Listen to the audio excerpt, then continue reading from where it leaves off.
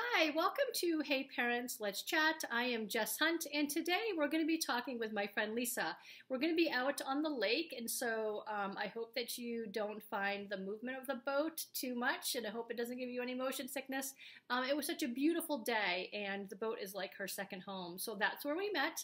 And for today's chat, we're going to be focusing on that parenting journey with twins through those school-age years, and I hope that you find it helpful.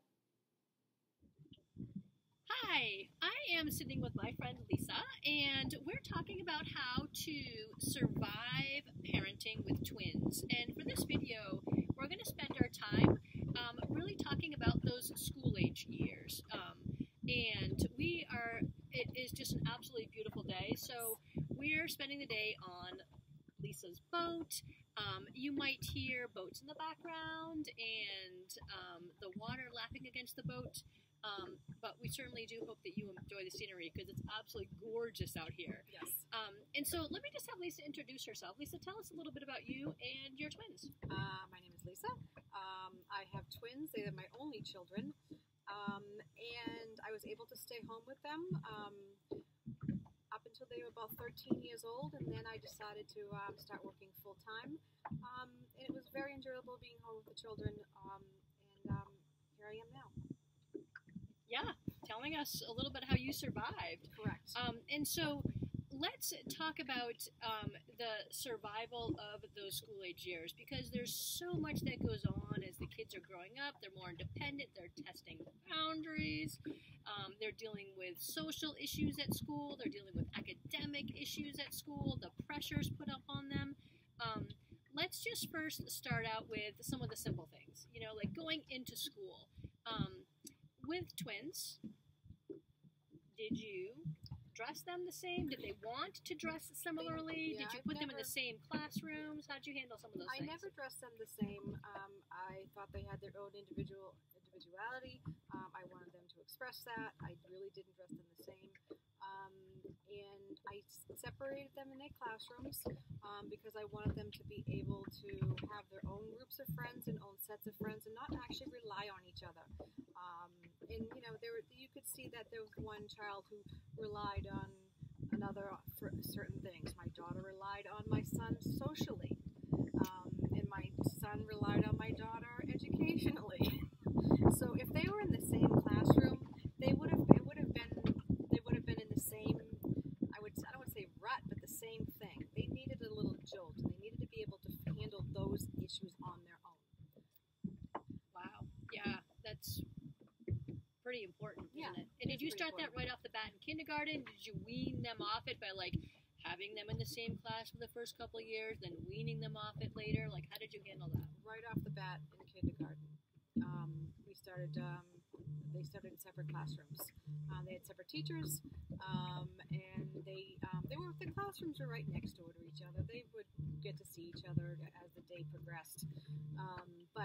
Lisa, can I interrupt you for one moment? Yes. Only because if you hear a buzzing, I think we have a phone call coming in, and I just want to make sure that it's not something that's super important. We're going to pause for one moment. It's not. No, we're going to do this. It's perfectly fine. Oh, okay, awesome. Okay, where were we? I'm sorry. I wanted to make sure that it wasn't like an emergency, like with Jim or something. No, it wasn't. Okay, awesome. It was work. Oh, perfect. We can deal with ignoring work on a beautiful day. Okay, so getting back to our conversation, where did we leave off? We left off separating the children in classes. Yeah. We had definitely, I had definitely dressed them differently. They were into different sports or whatever extracurricular activity they were doing. They happened to be both doing sports. So we did not push them into the same things. They did try things out together, and one decided they didn't want to do it, and the other decided they didn't want to do it. So we were on separate ends of our town on a regular basis with different kinds of extracurricular activities. As they were in school, I think the second part of it was kindergarten through first and fourth grade. Again, we talked about this earlier. That routine was still there. We still kept a routine. It got adjusted as they were, as they grew and went to school. They would come home. They would have a snack. They would do their homework, and then they'd go to their extracurricular activities. sports. Let's just say sports. Yeah. So a routine, still, the routine was still there, and I kept the routine, and it gave me sanity as well. Yeah, I think that having routine is super important, and there are some people that they tend to become inflexible with routine. But you have to remember that routines are just a structure, but that structure can change as the needs change of your family, of your kids. But the key point is, in my mind, that there needs to be some clarity and consistency, so that the kids are not confused, they know what to expect. And as they get older, some of the routines might change slightly, like as to when snack time is or how much time is spent on homework and those things. Time. Yes, exactly. But there is consistency. I agree with you that that is super important, and especially with twins. And as a parent, you need to be super organized and making sure that you know what their schedules are, because you have to be, one practice here, Correct. one lesson here, Yes, one's and going they to a never club. coincide. They're never. Oh, it can't be that easy. No, it never happens. No. You're literally your taxi driver or your chauffeur. Yes. So that's really, during that time period, school was always the most important thing. And if schoolwork wasn't kept up with, then those extracurricular activities, sports, etc., we would take away from that, unfortunately, to make sure school was taken care of. I think that's where it started when I started to have an issue, and my husband as well. We had one child who excelled in every educational thing she ever did, so we know which one that is now. That she ever did. And then we had the other child who was a great student. He did his homework. He was great. He did everything he should. He didn't say he wasn't going to do it. He passed in all his homework, but he went with the flow. He didn't care as much. Didn't care as much. Didn't put the effort in. And as type A, my daughter, myself, and my husband, we were thinking, come on, what's going on? You have to step back. And that was the hardest thing for us, to say, this one's doing this educationally and you're doing this. You could do better. But he's happier. She's happier doing this. We have to come to that realization that they're not the same people. Very difficult. I can't even imagine. And again, we're on a lake, so you're going to hear boats driving by. Yes. I can't even imagine, because they're the same age. And with kids are all about fairness, and they're all about, she gets to do this, he gets to do that, blah, blah, blah, the whining, the arguing. And when you have two that are the exact same age, how is it that you manage having different expectations? Right. Because, and you can't avoid and ignore the fact that even though they're the same age, they are individuals. Right. And they have individual needs. And this is whether they're two girls, two boys, boy and a girl. So, how did you balance expectations? And not only that, but, even just accepting the fact that, one might not take school as seriously. Do you push harder? Do you just let him be who he is? Because if you let him be who he is, should you lower your expectations for the daughter? Wow, that's a real challenge. That was probably some of and it still is to this day, some of the most challenging things. We are really going now. I know, right? The boat that drove by left us some really good waves. One of the most difficult things to deal with. And honestly, in the heat of the moment, sometimes you don't think of it, what the challenge is. And you have to come up with something and make it very easy. If they did not put away the dishes, that's a problem for both of them. Okay? Yep. That's how I would think it. I would think about it. But what if one does dishes and just threw them in there, and the other one does the dishes and lines them up perfectly? How do you? Yeah. What if one rinsed and one doesn't? Well, putting right? the dishes in the dishwasher. That's another thing. One of them just throws them in there. You're right. And one can just put them on top of the counter. That's going to be close enough, right? Yeah. That's so awful. It is a very difficult thing. So you come up with something like that, and you go, okay, this should be done this way, no matter who you are and what your personality is, and what your expectation is. And if you're not doing that, then there is a consequence to go with that. Then there's something to say to that child. Schoolwork, if you're getting good grades, if you're doing the homework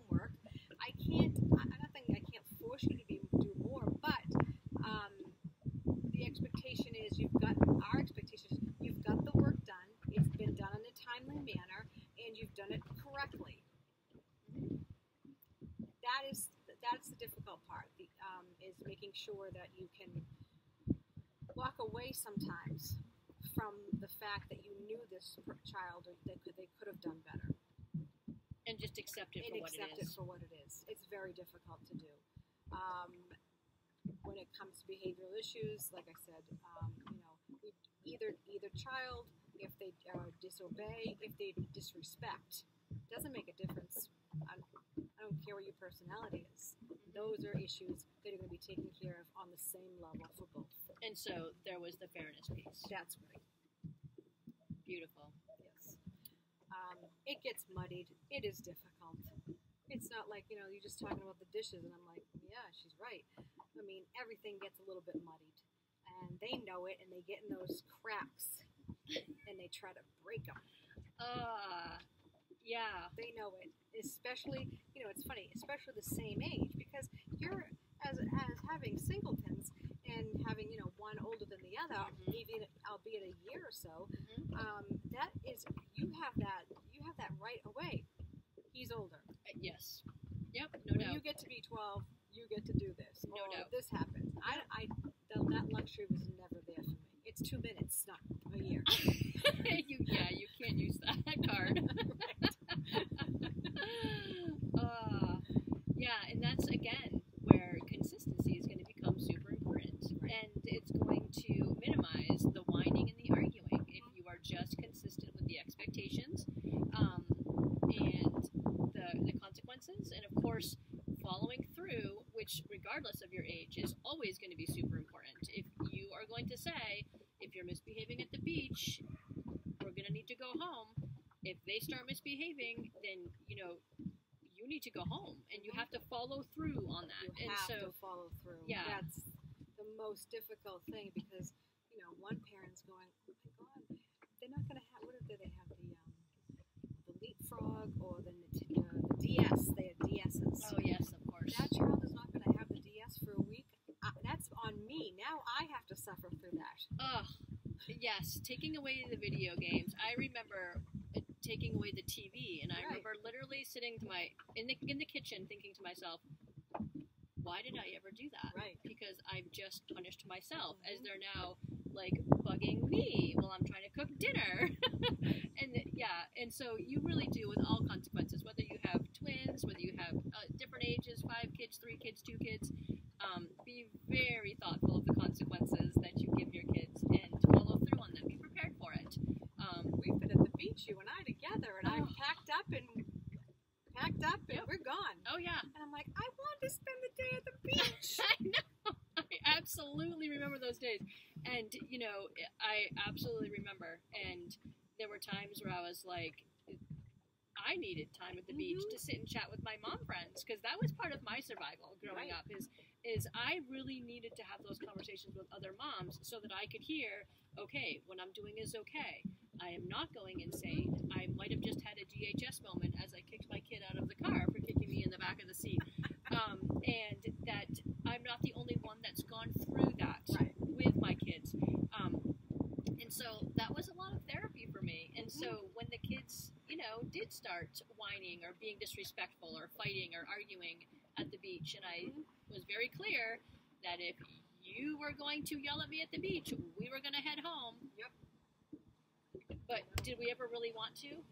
No. We did not, because we wanted them to have that the physical outlet as well. Oh, so yes. Children, once they start school, and I thought this as well as my children were growing up, they're in school for 6 hours, whatever the case might be, and they're normally sitting for most of the day. They need to be physically active as well. That physical activity puts them in makes them tired, they go to sleep, that routine is there. So very early on, there was always some sort of physical activity in my children's life to make sure that they were able to get the activity so they could be well balanced, and to have that, it's a mental health as well. I completely agree with you. I have found that the physical exertion of, spending the day at the beach, or soccer practice, or baseball, or basketball, all of those things were just physical outlets for kids in different ways. I felt like my son needed it probably more than my daughter, because he was a little bit more stressed out about certain things. Okay. I think my daughter had more, she tended to internalize more of her anxiousness. But either way, I felt like just that physical exertion was so good in so many ways. Right. You And know. then that physical, that whatever they were doing, almost always includes some sort of social aspect of it as well. So they're maybe with other children, talking to other children, doing something like that, or it's in soccer or whatever the case might be. So then that socialness starts to come in as they start to, kindergarten to 4th and 5th grade. And then, after 5th grade, it's all hormones. Yeah, and we're going to talk about that during our teen video, for sure. And before we get to that, you had touched upon, it's very clear that you put a very high value on academics and education, which is very easy to respect. And you had mentioned that, if they, weren't behaving or there needed to be a consequence, that they would not go to a sports activity. And so this is something that I think is some parents believe in, some parents don't. And I'm not saying that it's right or wrong. I think that sports are good for so many reasons. You're listening to another authority, you're playing as a team, you're learning how to cooperate, you're getting in that exercise, you're learning commitment. But for consequences, going through those school age years, we can take away videos. Right.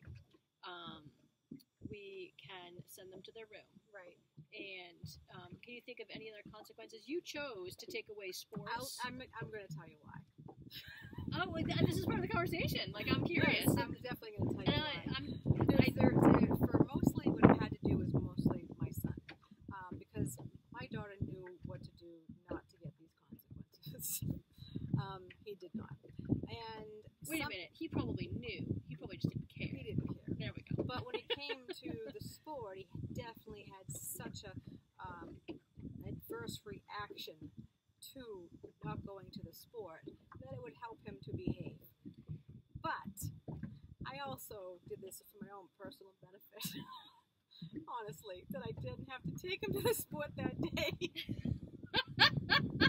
Why? Why would that benefit you? Because So I you would be in a cold rink, freezing. Oh, it's ice hockey. Oh, I don't know why any parent would ever encourage ice hockey to begin with. Just joking. I know a lot of moms who send their kids to hockey, but my gosh, I don't know how parents do it. And so my husband and I actually would argue about this because sports is a social bonding, it's a team building, and I'm like, yeah, but I don't have to go to the rink. That's awesome. So keeping it real here, people. We've got to really be honest about Seriously, It's all survival. We're not all good at what we do, but no, I feel like are better than we give ourselves credit for. And the reason why I wanted to ask you this is because I feel like we as parents need to be less judgmental of other parents and the decisions that they make. And we might agree or disagree, right. But regardless, you are making decisions that are in the best interest of you and your child, or in this case, your family, because you didn't want to go to the ice rink. But the point is, you knew that taking away sports was the carrot. Yes. And that's why I asked the question, because that is part of the genius of parenting, is you have to figure out what individual carrots your kids are going to need for motivation or as a deterrent for, misbehaving. And so you recognize that in him. That's good parenting. And so that's why I wanted to ask that question and have that conversation, because we as parents need that. Right. And you have to do what is in the best interest of the individual kid, whether they're twins or at different ages. And sometimes you cannot find what that is either. Not right off the bat. It was very difficult with my daughter to find out really what was her pinpoint of, and sometimes we still haven't found that for her. But it might change. It's not always going to be the same. Correct. It's not always going to be the same. Correct. Because they're growing, they're changing, they're maturing. And what might have worked last year doesn't work this year. Right. And that is just part of good parenting is figuring it out along the way. Right. And you never know you're a good parent when you're in this. You think you're awful. You think you've done the worst thing. Their brains are now mush because you've done something, or they're going to be in therapy when they're 30. I absolutely still think my kids might go to therapy because of some of the things that we did when they're kids. You're so. absolutely right. You don't know when you're in the midst of it. You don't know. But if you're trying and you have the continuity and you are able to have a conversation with them, and they still love you, then I think you're doing good. And I think that is such an excellent point to make, because you're not always objective. You're emotional as you're going through it. You are full of self-doubt. You have no idea if you're doing it right or wrong. And especially when you have twins and it was your only set, they were their first ones for you. I had the benefit of a science experiment. I had the first child, and then I had my second. I think all children, the first one is always a science experiment. We don't always know what we're doing. Yep.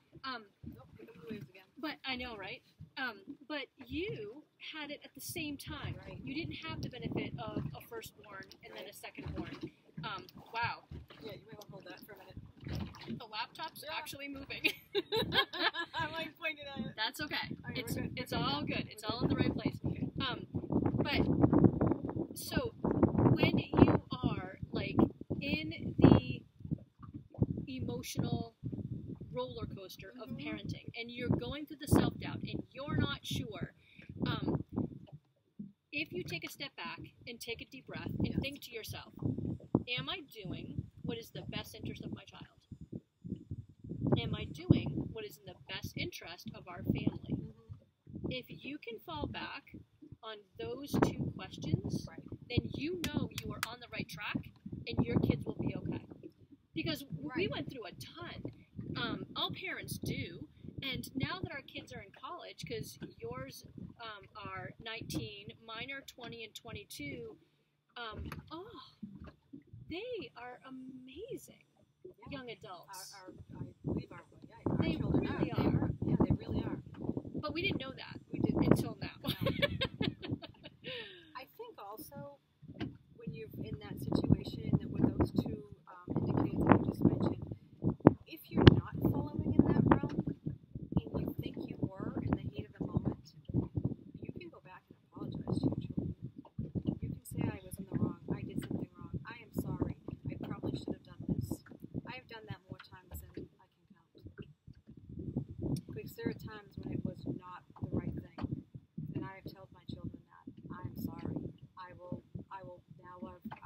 learn from this. And I hope you understand, and I hope you accept my apology. Apologizing is not a sign of weakness. It is not. It's, I think, good role modeling. Right. Because We don't always make the right decisions. No. Well, and we're human. We make mistakes, just like the children do. And I think that sometimes allowing a little grace for us as parents, as well as the children, as we go through this crazy roller coaster together, is an important lesson for everybody. That's an excellent point. So I think when it comes to in the classroom settings for the children, each child had different teachers, so they were learning at different things at different times. It did become an issue for me, going to several different stores for all the different things I needed for all these projects. Because they were doing different classrooms. Different things, different classrooms. So I mean, it was a trying time as well for me. But I have to say, my job was to be at home with my children, and I was lucky to do that. Moms who work and raise their children, I have more respect for than anybody I could possibly imagine. It is difficult, and I really think that it is hard to begin with to have a child and go through those first 4 grades. And those first 4 grades, because it's new to you as well. Every year, I think I used insecure because my child was going to a different grade. Something was new. I felt it. They felt it. And yeah, it's emotional for you too every year. And it usually that year starts September. I mean, because everything is new to them, and you feel it. I feel it. Those first four or five grades are tough. They really are. And I have just recently come to the realization as a teacher the significance that September can really give a kid. And I don't know why it's taken me so long to figure this out, but and I always kind of knew this in the back of my brain, but I think that every year in September, we have our new clothes, we have our new books, we have our new backpack, everything is new. It's a fresh start. Expectations. But it's a fresh start. It's a chance to start over. It's like a do-over. So like for those kids that might be super stressed or might be struggling in certain areas, having a conversation with them and saying, you know what, you're starting a whole new school year. You get to start fresh. You might have made mistakes with your grades last year. You might have made mistakes by, I don't know, not being a super good friend last year if they were going through a phase with some of their friends or whatever. You can start fresh. And every year is a fresh start. And I think that the significance of knowing that they can have a clean slate, take some of the burden off of some of our little kids that might be sort of stressed out about. Right. And we have that stress. We have that stress on us as well. So we have a stress, and they feel it. They feel like, are they going to get the right teacher? This is a big stressor in a mom's life. Are they going to get the right teacher for their personality? Is this going to happen? Well, you know what? After a while, you have to step back and say, it's going to work out. It's going to work out. If whatever teacher they get, it's going to work out. And if they feel that stress on you, which I can tell my kids probably did feel that stress on me. They do. Then that new start is a little bit difficult. And I think that's, as a parent, I may have not been the best new starter. The best news. Because it was a new start for me too. But I think that's an excellent point. I know that I didn't appreciate this point when my kids were growing up. I see it blatantly in the classroom where we teachers might be stressed out when it's closer to testing time, to the end of the year. Do we teach everything that we're supposed to? And we feel ourselves tense up. Yeah. I notice an immediate reaction in the classroom. The kids can tell. Yeah. And it occurs to me, if my students can tell, I'm sure my kids did. Right, exactly. And so a lot of it is incumbent on us to be strong leaders, and perhaps if we are stressed out, to be talking with our friends or our husbands and remembering that it's okay to just relax and chill, because everything will be okay. It will be. Yeah, it does. It turns out okay. It does. And we might think that if they don't get the certain teacher, or if they're not in the room with a certain friend, the world's going to end. And it really doesn't. They learned how to adjust. Right. They learn how to survive. And that's important things that they need to learn. They need to learn how to adjust and be flexible. I feel like we have covered a tremendous amount. Can you think of anything else that we might need or we might have forgotten? I do have a couple things. The first thing that I really want to talk about quickly is, as they get older and they're in class and they see other children, what the other children are having, different toys and different sneakers, things like that. And it's hard because you have two kids the same age. They're wanting these things as well, and I understand that. And we actually had the capability of getting what they wanted. We actually did, and we made a conscious decision between my husband and I think more so me, that we would put these. And this became a very big thing at 3rd, 4th, 5th grade. And are certain things that we will get for you. There are certain things that you can earn. There are certain things that come at birthday and Christmas, but these things are not just always given to you. And they learned that they really enjoyed the things that we gave them, and the things that they wanted. They didn't expect things immediately. They didn't happen right away, and that saved enough money for them for college. I think you're making some excellent points, and there's two things that I want to touch upon. And one of them is I've heard you say this a couple times during our conversation. My husband and I decided. My husband and I talked about it, and you are very clearly a team with your husband. Yes. And that is an essential key tool in successful parenting, is that you and your partner are a team. You are a united front. And you talk about expectations privately, but then you are a united front in front of the kids. And there's another thing that you are pointing out, which I completely agree with. And our conversations are fabulous. I actually have a video on spoiled versus having a spoiled brat, because I really feel like there's a difference. And regardless of whether you make $30,000 as a single parent, or whether you make $300,000 as a happily married, couple, you have parenting decisions to make, and the kids learn from you. Right. And on principle, there were many times when we went into the store and one of my kids would ask for something. Could I have afforded it? Yes. Was I going to buy it? No. Right. And there were certain things I would say yes to and certain things I wouldn't. During baseball season, there were many classmates who would have 2 and 3 pairs of cleats. Right. Was I going to do that for my kid? Absolutely not. Right. Yeah. Could I have afforded it? I probably could have. I didn't have any interest in doing that because that's not necessary. And I think there's a difference between needs and wants. And even if, no matter, regardless of what you're making for a salary, right. You have decisions on whether you're going to spoil your children or create spoiled brats.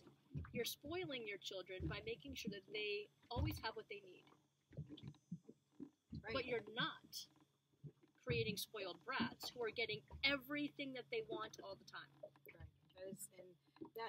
That distinction was something that we had decided as a couple to do.